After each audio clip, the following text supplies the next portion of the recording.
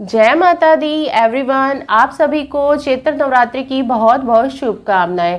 आज की वीडियो में मैंने आपसे नवरात्रि की बहुत ही सरल और संपूर्ण पूजा विधि शेयर की है, तो चलिए वीडियो शुरू करते हैं। देखिए, नवरात्रि के प्रथम दिन हम नहा धो की चौकी लगा लेंगे और चौकी के ऊपर हमें लाल रंग का वस्त्र बिछाना है। अब हम थोड़े से चावल का आसन देकर माता रानी को विराजमान करेंगे। आप चाहे तो फूलों का आसन देकर भी माता रानी को विराजमान कर सकते हैं। आपके पास माता रानी का जो भी फोटो स्वरूप हो, आप उन्हें विराजमान कर दीजिए। देखिए, अब हमें कलश की स्थापना करनी है। माता रानी के सीधे हाथ की तरफ कलश की स्थापना की जाती है, यानी कि जिस तरफ शेर का मुख हो।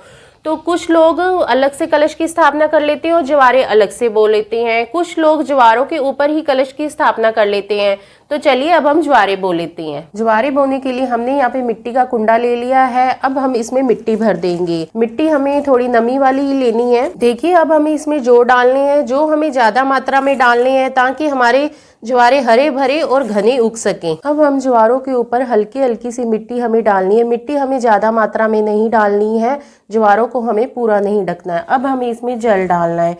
ज्यादा मात्रा में हमें जल नहीं डालना, बस थोड़ा सा जल अपने हाथों में लेकर जल के हमें छींटे ही लगाने हैं। अब हम इन ज्वारों को उठाकर माता रानी के सीधे हाथ की तरफ रख देंगे और इन ज्वारों के ऊपर ही मैं कलश की स्थापना करूंगी। अब हम कलश लेंगे। कलश आप चाहे तो मिट्टी का, तांबे का या पीतल का ले सकते हैं, लेकिन मिट्टी के कलश को सबसे शुभ माना गया है। और कलश के कंठ पे हमें मौली जरूर बांधनी है और स्वास्तिक भी हमें जरूर बनाना है। कलश में हम थोड़ा सा गंगा जल डाल देंगे। उसके बाद हम कलश को शुद्ध जल से हमें कंठ तक कलश को भर देना है। फिर उसके बाद कलश में हम हल्दी की गांठ, सुपारी, सिक्का, लौंग, इलायची, ये पांचों चीजें हमें कलश में डाल देनी है। अब हम कलश को आम के पत्तों से सजा देंगे। पत्तों पे हमें तिलक जरूर करना है। आप चाहे तो 5, 7, 9, 11 पत्ते ले सकते हैं। अगर आपको आम के पत्ते ना मिले तो आप अशोका के पत्ते भी ले सकते हैं। अब हम एक ढक्कन लेंगे और ढक्कन को हम चावल से भर देंगे और ये ढक्कन हम कलश के ऊपर रख देंगे। अब हम एक नारियल लेंगे। नारियल के मुख की तरफ हमें तिलक करना है। फिर हमें चुनरी बांध देनी है और चुनरी के ऊपर हमें मौली जरूर बांधनी है ताकि चुनरी इधर उधर सिरके ना। फिर उसके बाद अब हम ये नारियल कलश के ऊपर रखेंगे। देखिए, नारियल का मुख पूजा करने वाले की तरफ होना चाहिए। इस तरह से हम कलश के ऊपर हमें नारियल रखना है। अब हम ज्वारों के ऊपर ही कलश को स्थापित कर देंगे। माता रानी के सीधे हाथ की तरफ हमें कलश की स्थापना करनी है। इस तरह से हमारी कलश स्थापना हो जाएगी। स्थापना हमारी हो गई है। अब हम थोड़े से चावल का आसन देकर भगवान गणेश जी को विराजमान करेंगे। अब हम जल के छींटे लगाकर सभी को भाव रूप से स्नान करा देंगे। अब हम थोड़े से चावल का आसन देकर दिया जला लेंगे। स्नान हमने करवा दिया था। अब हम वस्त्र स्वरूप क्लावा समर्पित करेंगे। भगवान गणेश जी को वस्त्र स्वरूप क्लावा समर्पित करेंगे। माता रानी को वस्त्र स्वरूप क्लावा समर्पित करेंगे और कलश पे तो हमने पहले ही क्लावा बांध दिया था। फिर उसके बाद हम भगवान गणेश जी को जनेऊ समर्पित करेंगे और माता रानी को हम लाल रंग की चुनरी समर्पित करेंगे। आप माता रानी को लाल रंग की चुनरी जरूर समर्पित कीजिएगा। अब हम सभी को तिलक करेंगे। भगवान गणेश जी को, माता रानी को, कलश को और दिए को, सभी को हम तिलक समर्पित करेंगे। तिलक के बाद हम सभी को चावल समर्पित करेंगे। भगवान गणेश जी को, माता रानी को, कलश को। अब हम फूल समर्पित करेंगे। भगवान गणेश जी को हम लाल रंग के फूल समर्पित करेंगे। माता रानी को भी लाल रंग बहुत ही अधिक प्रिय होता है, तो माता रानी को भी लाल रंग के फूल समर्पित कीजिएगा। लाल रंग के फूल ना मिले तो आप कोई भी फूल उन्हें समर्पित कर सकते हैं।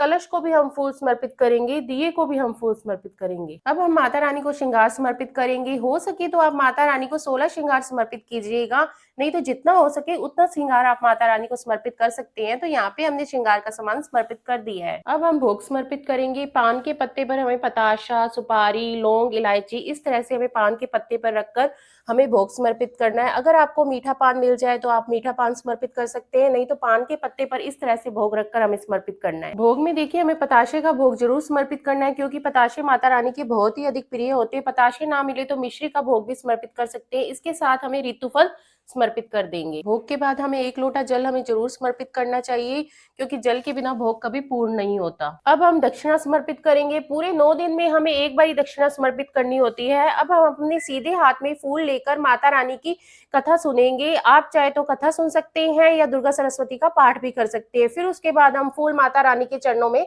समर्पित कर देंगे। देखिए, अब हमें छोटा सा हवन करना है। नवरात्रि में इस हवन का बहुत अधिक महत्व होता है। अब दोनों टाइम नहीं तो सुबह के टाइम आप हवन जरूर कीजिए। ये गाय के गोबर का बना हुआ उपला है, अब हम इसे जला लेंगे। अब हमने गाय के बने हुए गोबर के उपले को जला लिया है। अब हम इसमें घी डाल लेंगे। फिर उसके बाद हम इसमें 2 जोड़ी कपूर की डाल लेंगे ताकि अग्नि अच्छे से प्रज्वलित हो सके। फिर उसके बाद हमें इसमें लौंग चढ़ानी है, फूल वाली हमें लौंग चढ़ानी है। लौंग माता रानी की बहुत ही अधिक प्रिय होती है।